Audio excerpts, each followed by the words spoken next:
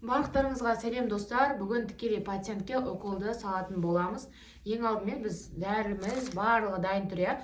Сондықтан да бірінші пациенттен сұраймыз, сізге укол салуға болады ма деп. Енді кез келген пациент ол просто процедурный кабинетте болған кезде сізге укол салдыруға келеді ғой өзі. Просто жай ғана сұрау ол міндетті, біздің міндетіміз болып табылады.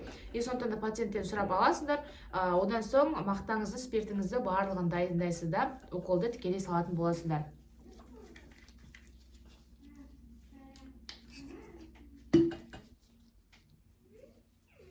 Барлығы өте таза болу керек достар. Үй жағдайында болса да сіздің мынандай укол дайындайтын жеріңіздің таза болғаны ол өте маңызды болып табылады. Одан соң негізі жалпы теория бойынша 3 мақта қолданады. Енді біз үй жағдайында болған соң бір мақтамен де қолданып уколды салатын боламыз. Бірақ барынша таза, стерильні болған өте дұрыс. Сондықтан да енді бастап салып жүрген болсаңыздар 3 мақтаны түгелдей дайындап алыңыздар, и потом пациенттің қолын 3 рет сүртуіңіз керек болады. Давайте мен сіздерге сразу көрсетейін. 3 мақта, иә. Бірінші мақта ол 1 рет тазалаған кезде, екінші мақтамен екінші тағы тазалайсыз, үшінші мақтамен тағы тазалап, ол үшіншісін ең соңында кері жаңағы укол салған жеріңізді жабатын ретінде пайдаланатын боласыздар. Жалпы негізі өзіңіздің қауіпсіздігіңіз үшін 3 мақта пайдаланған дұрыс. Бірақ бұны да көбінесе клиникада қолданбайды, олар 3 мақтаны 1 мақтамен жібере береді.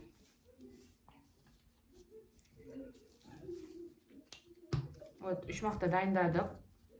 Енді мақтаны осы саусақтың арасына ұстайды негізі. Кетті, пациенттің қолын әкелеміз.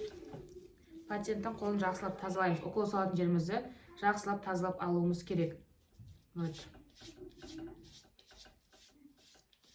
Бірінші тазалаймыз, тастаймыз. Одан соң екінші және үшінші мақталармен жгутикті салған соң тазалауға да болады. Просто өзіміздің аумақты бірінші үлкен обширный аумақты тазалап аламыз, жақсылап тазаладық, иә. Ауқымды, барлық ауқымды аймақты тазалаймыз. Себебі пациенттің қолы кір болуы мүмкін, әртүрлі жағдайлар болуы мүмкін. Әртүрлі пациентпен жұмыс жасайтын болғаннан соң. Кеттік, енді жгутикті саламыз. Жгутикті салған кезде өте екі саусақтай жоғары қойып салсаңыздар болады. Одан соң пациенттің үстінде мына жерге бір нәрсе орамал немесе бірнеге ораңыздар, себебі мынандай жгутиктер пациенттің қолын ауыртатын болып келеді. 2 сантиметр жоғары қоямыз. Мына жерде жгутикті өте шешілетінде орауларыңыз керек. Қараймыз. Тартамыз, жақсылап тарттыңыз. И мынаны бұлай әкелесіз. Мынаның астынан, мына жерге, қараңыздар. Перчаткамен негізі ыңғайсыз істеу, бірақ істейсіздер. Мына әкелесіздер, мынаны бүйтіп кіргізіп, мына жағына бүйтіп тартып аласыздар. Мына жағына бүйтіп тартып алдық. Көрдіңіздер ме? Сонда сіздің тартқан кезде шешіліп кетеді, ыңғайлы. Сол үшін осылай алып байлаймыз. Көріп тұрсыздар ғой, иә? Мына жерде тамыр көрініп тұр бізде. И пациентке қолыңды жұмыс жасат деп айтамыз. Қолын пациент ашып жұмады.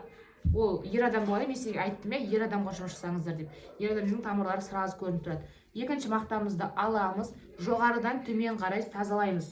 Міне, 1, 2, 3. Жоғарыдан төмен қарай тазаладық, оны тастаймыз. Үшінші мақтамен тағы сүртсеңіз болады.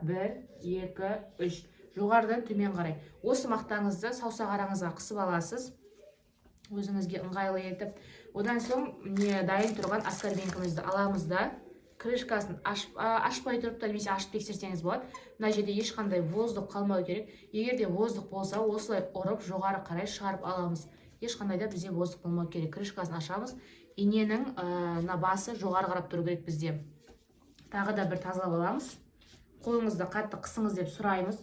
Мына жерден қараңыздар достар. Кішкене былай тартып тұрамыз төменге қарай. Мына қолымызбен еттің кожасын, то есть. Потом жайлап бісміллә деп бұл жерде 25 градуста саламыз. Мені қараңыздар.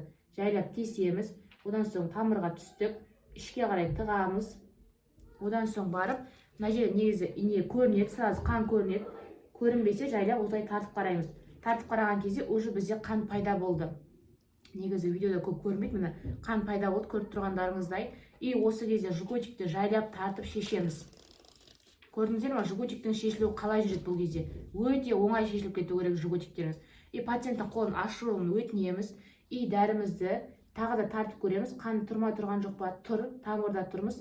и ол дәрімізді жайлап жібереміз. Негізінде аскорбинка ол жайлап жіберетін дәрі емес. Обычно темпте жіберсеңіздер болады. Пациенттің жағдайын сұраймыз, ауырып жатқан жоқ па қолыңыз. Осылай пациенттің жағдайын сұраймыз. Және күлмейміз, просто мен інім болған соң солай эмоция беріп жатыр. Жайлап уколды нормально бір темпті жіберіп аласыздар.